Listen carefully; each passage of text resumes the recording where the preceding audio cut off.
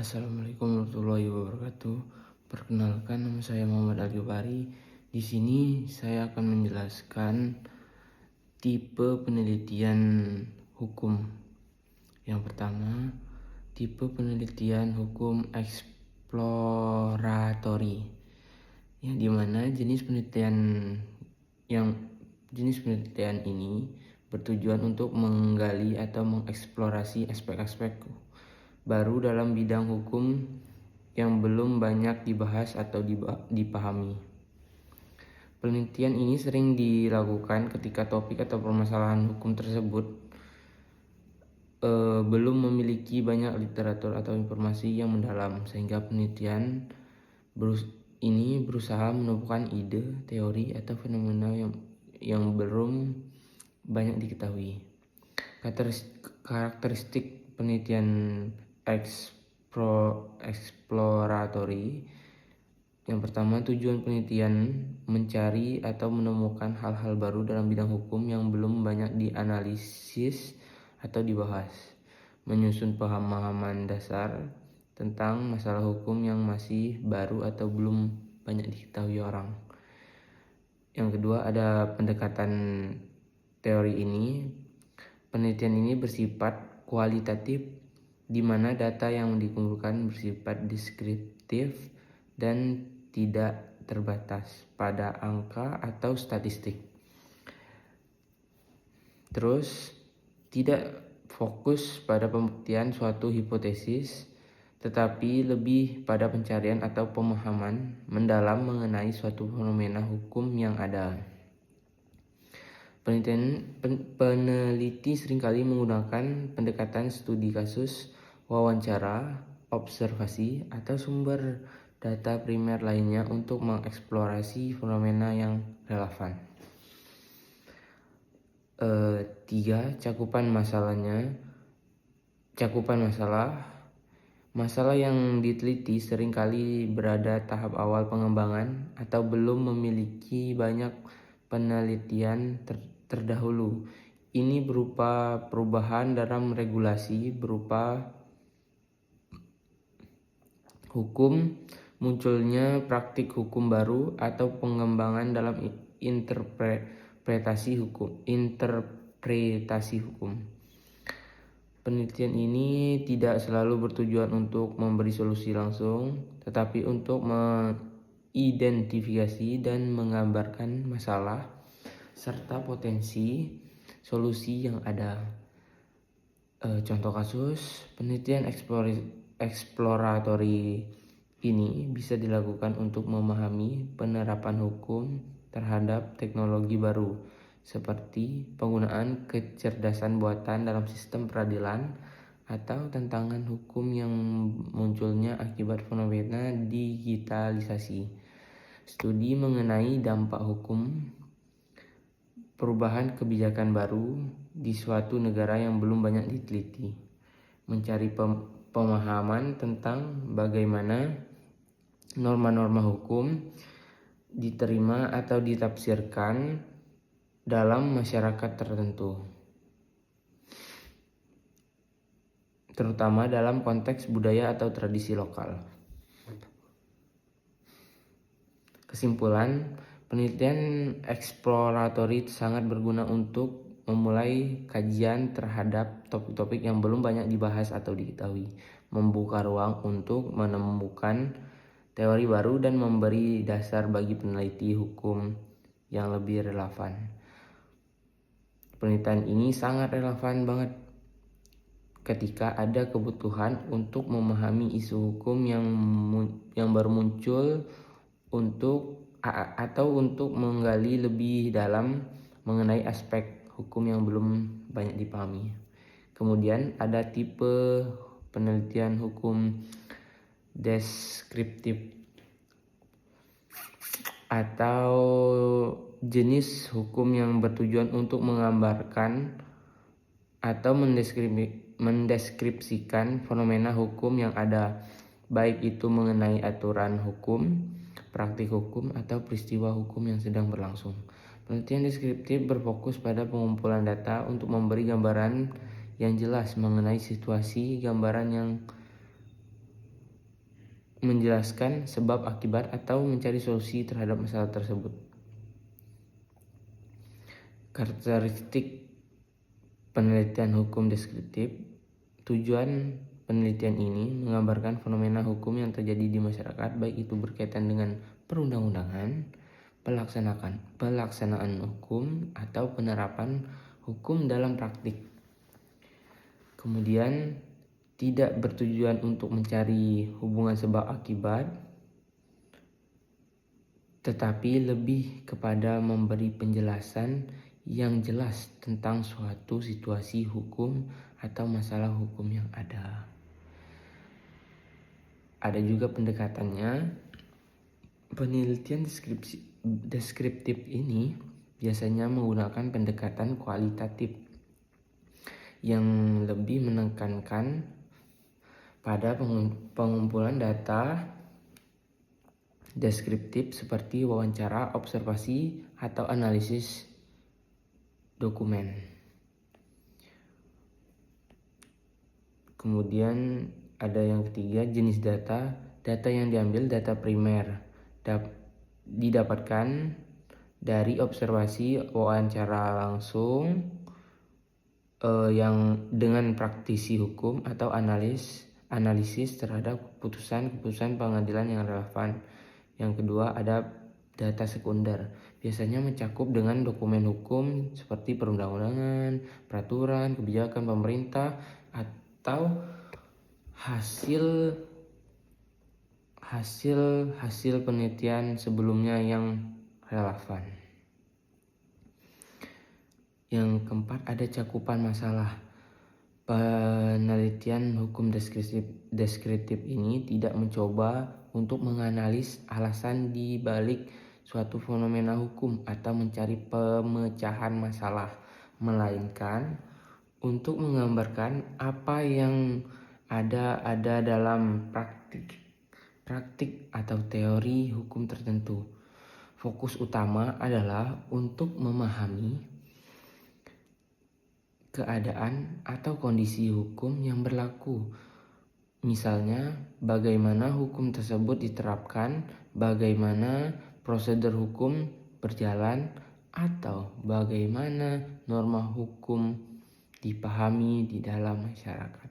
Contoh kasus penerapan hukum deskriptif di pengadilan. Penelitian deskriptif ini dilakukan untuk menggambarkan hukum ditetapkan di pengadilan dalam kasus tertentu, seperti bagaimana hakim memutuskan suatu perkara atau bagaimana prosedur persidangan tersebut. Yang kedua, menganalisis peraturan tertentu. Penelitian ini bisa menggambarkan isi dan penerapan suatu peraturan atau undang-undang baru, misalnya mengenai implementasi undang-undang perlindungan data pribadi, dan bagaimana hal sebagainya ditetapkan oleh lembaga-lembaga negara dan swasta. Yang ketiga, studi tentang praktek hukum di masyarakat. Penelitian ini dapat digunakan untuk menggambarkan bagaimana norma-norma hukum diterima atau dipraktikkan dalam masyarakat tertentu, seperti bagaimana hukum adat di suatu wilayah ditetapkan bersamaan dengan hukum negara.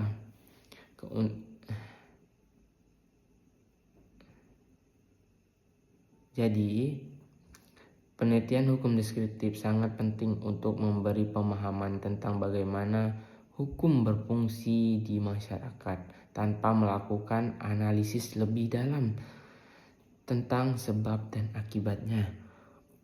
Penelitian ini memberi gambar yang jelas mengenai kondisi hukum yang ada dan bisa digunakan sebagai dasar untuk penelitian yang lebih lanjut atau pengembangan kebijakan dan peraturan baru. Penelitian ini cocok untuk hukum tata negara.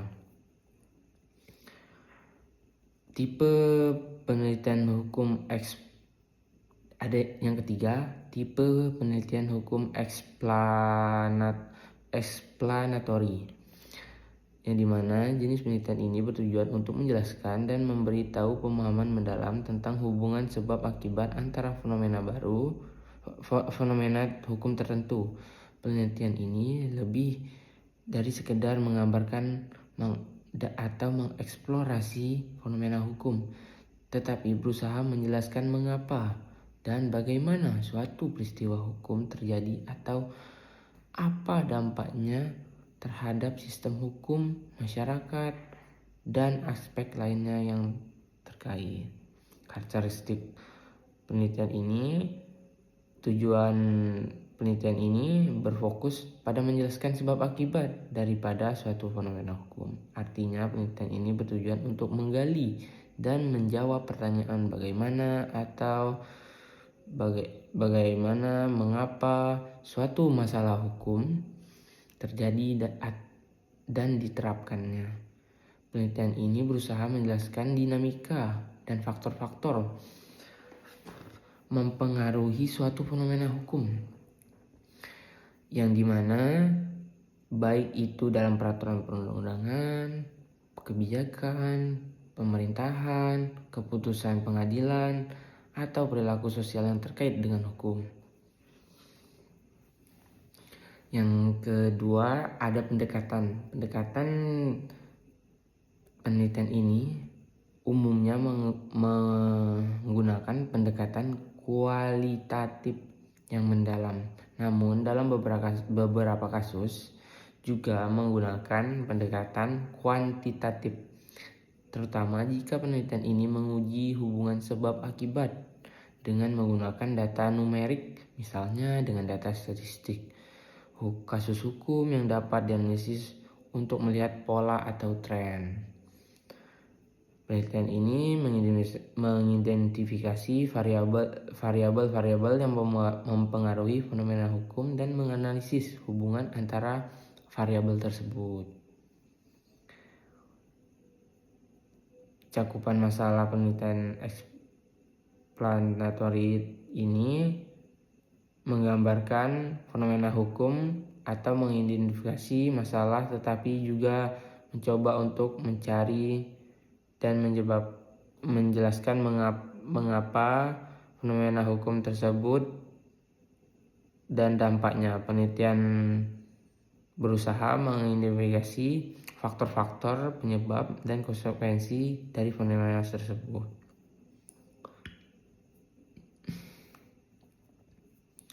Kemudian di sini saya akan menjelaskan perbedaan antara penelitian hukum pada jenjang sarjana skripsi dan magister tesis, terletak pada kedalaman kompleksitas dan tujuan penelitian. Tujuan penelitian skripsi sarjana, penelitian jenjang bertujuan untuk menunjukkan kemampuan mahasiswa dalam melakukan penelitian dasar di bidang hukum. Penelitian ini lebih berfokus pada pemahaman teori, penerapan hukum, dan konteks yang lebih terbatas. Biasanya skripsi adalah berbentuk penelitian awal yang bertujuan untuk mengidentifikasi atau menggambarkan masalah hukum tertentu. Sedangkan tesis, penelitian yang bertujuan menghasilkan kontribusi yang lebih signifikan terhadap pengembangan ilmu hukum. Tesis mengharuskan mahasiswa untuk mengembangkan penelitian yang lebih mendalam, mencakup analisis yang lebih kompleks, serta menawarkan solusi atau menjelaskan yang lebih komprehensif mengenai suatu masalah hukum. Tesis juga seringkali bertujuan untuk mengembangkan teori atau konsep baru dalam bidang hukum. Kedalaman dan kompleksitas skripsi cenderung lebih memiliki ruang lingkup yang lebih sempit dan fokus pada masalah yang diselesaikan dengan pendekatan yang lebih sederhana. Sedangkan tesis magister membutuhkan kedalaman analisis yang lebih tinggi dan biasanya mencakup literatur yang lebih luas, baik nasional maupun internasional.